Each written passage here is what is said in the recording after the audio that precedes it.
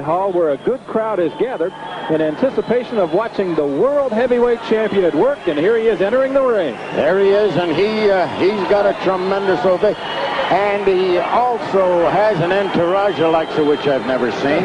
He is really surrounded by trainers, managers, security people, but both are in the ring, Dan, and this is what counts. There's Quick Tillis taking the normal bows, and we'll go up to the announcer now. Scheduled 4 rounds of boxing. First of all, in the red corner, he is fighting out of Tulsa, Oklahoma. He weighs 219 pounds, a professional record of 38, 13-1, and one of only 2 individuals ever to go the distance with the reigning heavyweight champion. Ladies and gentlemen, James Quick Tillis. Tillis, who has gone the full 10 with Mike Tyson in his career, and who now is a sparring in the blue corner. And now he is fighting out of Brooklyn, New York. He weighs 222 pounds. He is dressed in black. And ladies and gentlemen, he is the undisputed and undefeated heavyweight champion of the world. If you will, a Chicago welcome, Mike Tyson. Well, Tyson has just been introduced, and he has a standing ovation. And both are wearing headgears. Both will be carrying 16-ounce gloves. And I'm surprised that Quick Tillis did not put his shirt on. Well, Tyson's dressed in his customary black, as usual, has no socks on, just the black boxing shoes. And this will be a 4-rounder. Now you can notice right now the way Tyson wastes no time. You know, somebody said with 16-ounce gloves, can you hit somebody? Can you knock them out? Yes, I've seen it done. Of course, with headgear, it'd be very difficult to do that, but that's not the intent tonight anyway. People want to see Mike Tyson in action, and they're probably going to get the full 4 rounds. Well, Dan, what you're looking at right now, they're not clowning around just for the benefit of the fans here. They're not showing them, well, here we are, we'll take it easy. They're out there winging. I think anytime Mike Tyson steps underneath those ropes, he's out there for business. I don't think he touches around very often in the ring. Dan, you're right. He's doing it right now.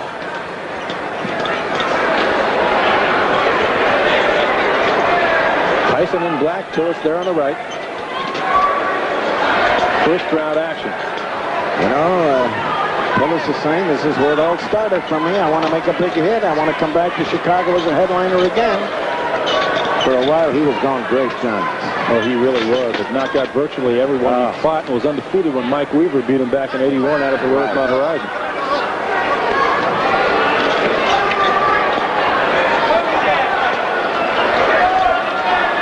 Tyson is just warming up a little bit, you see, and it really does not, I'll emphasize that, try to hurt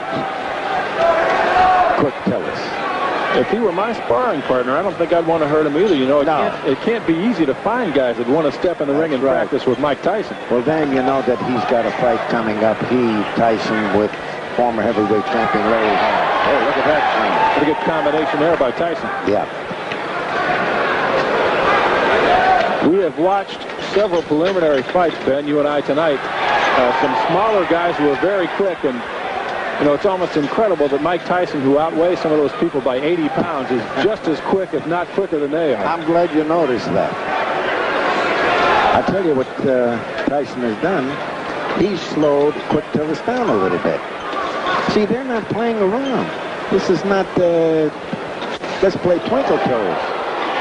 Dug one to the body and then right back up to the jaw, did Tyson.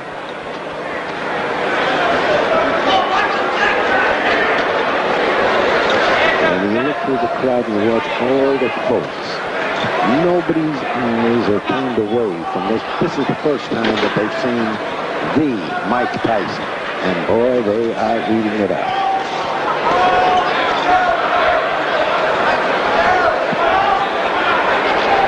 Counting down to the end of the first round. Again, this is scheduled for 4. An exhibition. There'll be no decision at the end. There's one. Yeah, well, you know, as you look at him, Dan, I feel that as great as he is, Tyson, he needs a lot of work. He certainly needs a lot of work yet. Well, you've been around boxing for years and years, and you saw some of the greatest heavyweights in history come through Chicago. Right. Guys like Marciano and the like. Who fought here in Chicago. How would, in your opinion, this guy compare to some of those people? Well, I'll be very honest with you. I still think, as I said earlier, he needs a lot of work. I don't think he would have fared well with a Joe Louis. I don't think that Marciano would have had trouble with him. He's still got a long ways to go. Good fighter, real good fighter. Again, I say nobody around to challenge him, but I think that some of the other fighters that I had seen, the great heavyweights, he needs a lot of work yet.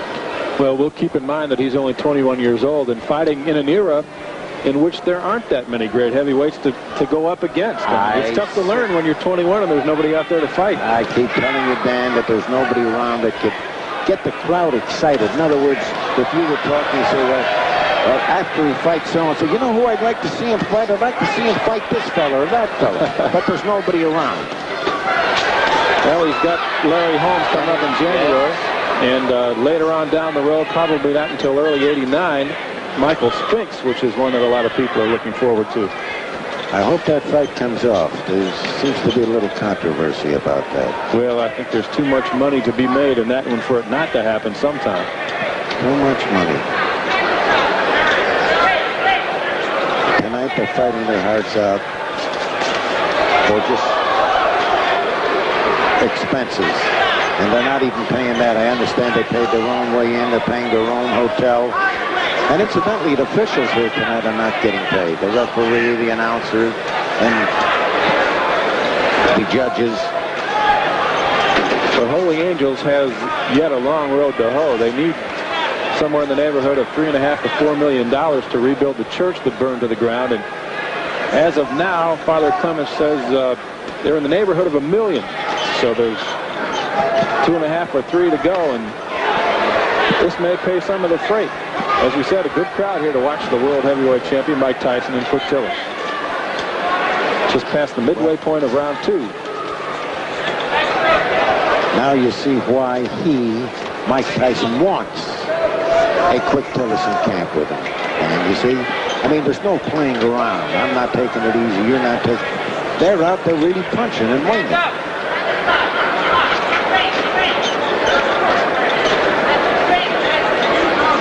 There's the shuffle, the old Ali shuffle. Good body with 2 with right hands to the body. Hear it down here, Dan. There's the shuffle, the old Ali shuffle. Good body with 2 with right hands to the body. Hear it down here, Dan.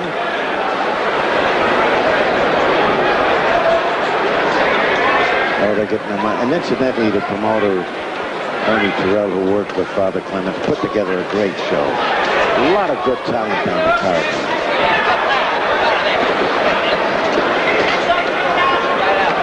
We'll be seeing some more of that talent later on in the show. Craig Bojanowski will fight Al Houck, and we'll look forward to that one. It should be fun. Tyson with a good combination. Tyson's throwing most of the leather here, Ben. I don't think Tillis is getting off very well. Well, that's why he's a sparring partner, huh? I was just going to say. But I tell you, he's not leaning over the champion. He's not trying to stop from getting tired. And this is, for an exhibition, this is as good as you'll see anywhere. Mike Tyson, 21 years old. Brooklyn, New York. A troubled youth.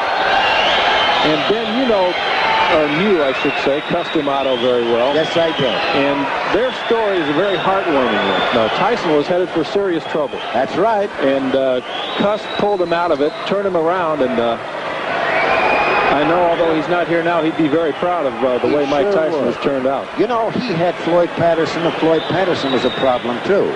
And it was Cuss D'Amato, that took him out of I think a Williamsburg section in New York, and he too was running around with bad company, turned him into there was something about Cuss D'Amato that immediately gripped you. And Man wound up with 2 world champions.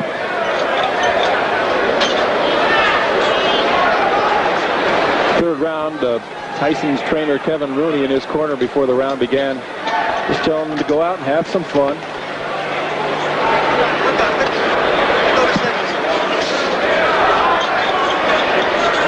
See what I enjoy about this, it's not patty cake. No, it really isn't.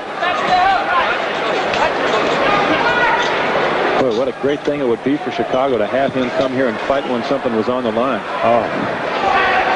Well, I know the next fight is not coming here. It's scheduled for January, and he fights Larry Holmes.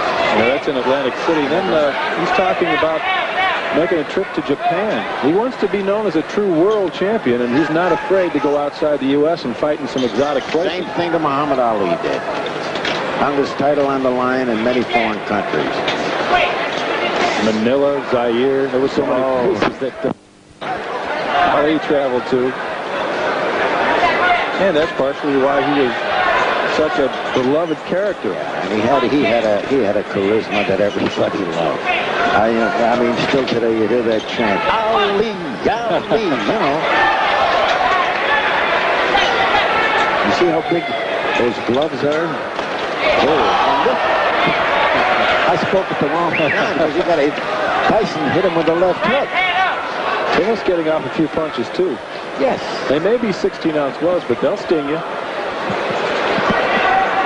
If I were James Quick Tillis, I don't know if I'd want to hit Mike too hard. You know, you wouldn't want to.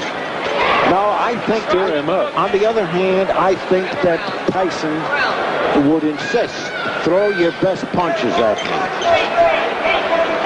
That's how you get in condition. That's how a fighter really gets into condition.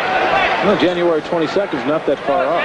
Just over 2 months away. Well, between you and I'm not too enthused about Holmes coming back. 22 fights. I don't know. From what I've seen of Mike Tyson, I can't see Larry at 38 having much of a chance against him. Now, you notice how he's been avoiding and getting underneath the left hand of Tillis.